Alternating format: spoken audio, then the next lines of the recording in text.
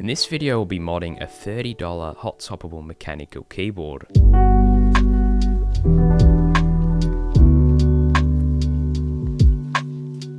So before we get into the modding of this keyboard, let me start off with a basic overview of it. So as I mentioned, this keyboard costs 30 American dollars or 50 Australian dollars. Sometimes the price does fluctuate up to 60 Australian dollars, but if you look out for a good deal, you'll usually be able to get it for 50. And for that price, you get a 60% mechanical keyboard that is fully hot swappable with either red or blue switches stock. And these switches are Otomu switches, so they're nothing special, but they're basically just a cheaper version of Gatoron. This keyboard also has fully software controlled RGB, which is really nice for that 50 Australian dollar price tag. I haven't found a single keyboard out there that can compete with this keyboard in terms of the value for money. But let's begin with modding the keyboard. So the first thing I started off by doing is taking off all the stock keycaps and unscrewing the PCB from the case to have a look what's inside. And of course, if you did watch the review, you'll know that the keyboard comes stock with foam inside the keyboard, which is a very nice touch. But I ended up adding a little bit of extra fabric in there to dampen the sound even more.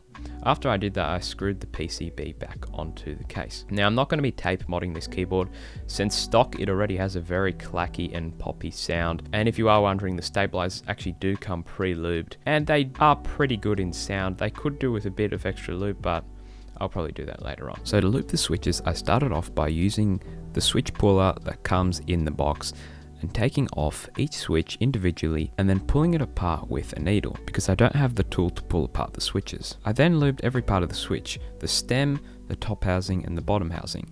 And I didn't lube the spring because I already lubed the sections that are in contact with the spring. Now this process goes on for about 2 to 3 hours, so it is a relatively lengthy process, but since it's only a 60% keyboard, it's a lot better than lubing, let's say, a full-size keyboard or a TKL. But once it had been lubed, I straight away noticed a massive sound difference. And while yes, lubing a keyboard does make it a lot smoother in typing experience, what it actually gets rid of is the rattle from the stem of the switch. Basically, when the stem is rattling inside the housing, it gets rid of all that rattle because there's lube in the way of it, so you can't really hear that rattle anymore, and it gives it a much more clear sound, as you'll hear in the sound test. So the last step was to put on some new keycaps.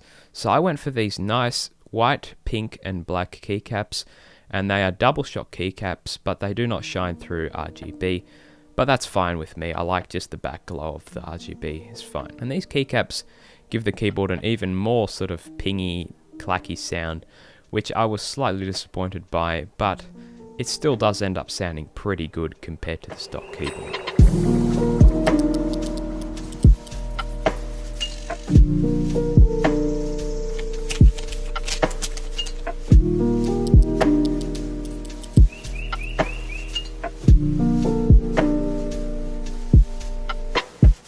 So now I'll give you the sound comparison of what the keyboard sounded like stock compared to what it sounds like modded, and let me know in the comments below what you think of the difference.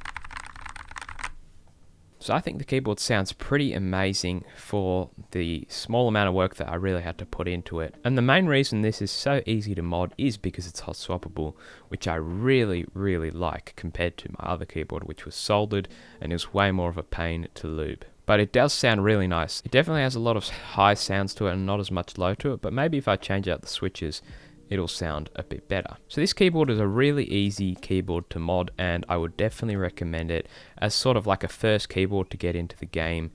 It's just really, really good for 50 Australian dollars or 30 US dollars. So I do have some more plans to do stuff with this keyboard. For one, I want to get an aluminium case for it because you can get those on Amazon. And I also want to get some Gateron Milky Yellow switches to put inside, and hopefully that'll make it sound even better. And possibly down the track I might get some different keycaps, but for now I'm quite happy with the ones I have. So make sure you're subscribed to see that video when it comes out. With all that out the way, hope you did enjoy the video. If you did, drop a like on the video. If you didn't, drop a dislike on the video. And I'll catch you guys in the next one.